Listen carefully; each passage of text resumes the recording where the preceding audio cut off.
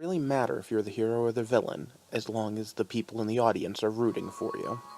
And welcome back to the heart of the stories we tell. I'm Rob the host, and this is another look deep into what makes a story, a theory on storytelling by a storyteller who believes that every story has merit.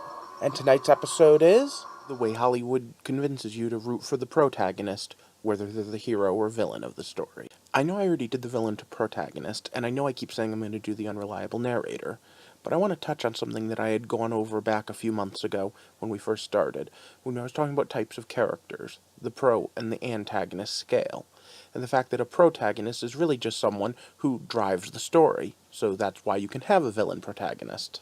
And as we change the point of views, like I talked about in point of view, we change who's in the right and who's in the wrong. Specifically, this has come up a lot in my personal favorite superhero genre. Think about it. Which superhero is a vigilante? Which superhero is the villain? Which superhero is the actual hero of the story? Bet you it depends. Is Punisher? It's best encapsulated in the TV show Arrow. What's the difference between a vigilante and a superhero? The answer on the show is, of course, whatever Green Arrow says, because from his point of view, he's always right. And, to be fair, the writers bend over backwards to try to make Ollie right, except for when they're trying to prove him wrong. And I went into this when I did my video about when did Superman join the X-Men, and anyone who's talked about Superman versus Batman has talked about it. At the end of the day, the question really becomes how realistic you want your superhero world. In the really real world, we have vigilante laws, and we have them for a very good reason. We only want certain people being able to do these things. But we also have Good Samaritan laws. Laws that say, hey, if you're in the right place at the right time, of course you can help someone.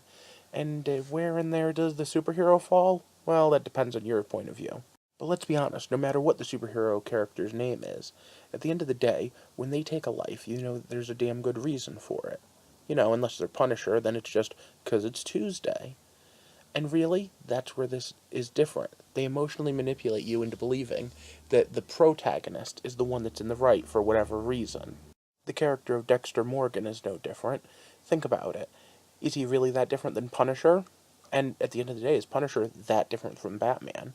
Of course, in very specific ways they are, but at the end of the day, they're getting justice, they're getting vengeance outside the law by working outside the law.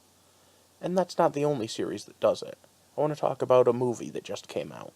In my review of Assassin's Creed, I said they took it too easy on the audience. They made it too easy to make the main character a protagonist. And as such, I'm going to, since it's only a month old and not out on video yet, I guess throw up a spoiler alert here. Okay, so in the movie, the main character is going to be executed for being some sort of bad criminal. And when they read off what it is that he's being accused of, he killed somebody. And now I know what you're going to say, an eye for an eye, it's in Texas, it's possible that someone could be put to the death penalty for one murder, and it's always possible he just wasn't convicted of the others. But later we find out it was more or less self-defense or defense of others, it was a pimp. Yeah, seriously, this was not a death penalty case. Alright, so, spoilers over. I really feel the reason they went with that decision was entirely because they wanted us to connect to the character. They wanted us to feel the character was the hero of the story in the end. And as such, they had to whitewash any idea that he could have done anything bad that couldn't be explained away. And I'm kind of meh on that. I think that we are perfectly fine with having flawed heroes. In fact, Assassin's Creed is full of them. As far back as the third game, and screw it, I'm not spoiler warning something that old, we have played a Templar. And then we had a whole game based on playing that Templar again and other Templars. Because it's just gray area. If you think you're the hero of the story, you're the hero of the story. If you can convince people you're the hero of the story, why aren't you the hero of the story? Because everyone should see themselves as the hero of their own story.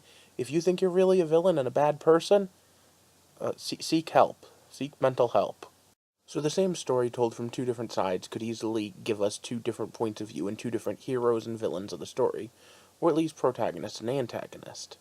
Isn't that the whole way the Maleficent movie runs? Let's take a step back and look at a different way this trope could work. If there were a group of bad guys, would they be the people who were rebelling against the rightful government, or the ones who were the rightful government? I guess that would depend on which way you looked at it, wouldn't it? Now, I don't want to get too much into modern politics, so I'd rather keep this to stories that are a little more lighthearted. But realistically, You could write the Empire as the good guys. The Emperor might have manipulated things to come to power, but once he came to power, his whole thing was unity. And at the end of the day, weren't the rebels just going to cause more trouble? Did everyone on that Death Star need to be killed? Probably not. One of the reasons why Han had to shoot first is because he was a gray character. And one of the reasons Lucas had to change it is because modern sensibility says that we don't want gray, we want black and white. But that's far from the only one that does it. I've just spent 10 episodes, 10 weeks, working on Westworld, and you know what? Westworld videos are insane. I learn a whole bunch of things each episode. I have to do like term paper level research to do those episode reviews. And you know what? I can't tell you how many times I had to stop and think, who's the good guy here, who's the bad guy? And that brings me to another movie people are talking about. And yet another spoiler alert, because, well, it's the plot of the movie. So, just if you haven't seen Passengers, I'll just keep the spoiler thing up. So Chris Pratt's character is definitely the main protagonist, and Chris Pratt's character comes off as the hero in some ways during the movie. But he did that really despicable thing. He woke her up just because he had the hots for her, and as such pretty much sentenced her to a life of isolation. Even if she came to terms with it by the end, what he did was at the very least an asshole move. At the, in some ways of thinking about it, pretty akin to murder. I mean, this is a really bad thing for someone to do. Now you can argue point of view all you want on this one, but at the end of the day, what really matters is how much it speaks to you as the audience. Was it enough to push you past that moral event horizon? Was the decision enough to ruin the movie-going experience for you? And with that, I want you to go back to superheroes for a second. Last year was the year of heroes fighting heroes between Civil War and Batman v Superman. And regardless of which one you like better or dislike, honestly, it all comes down to one major thing. Who do you agree with? And can both sides be right? Can both sides both be wrong? And Civil War probably handles the idea a little better when it comes to making people form on both sides of it.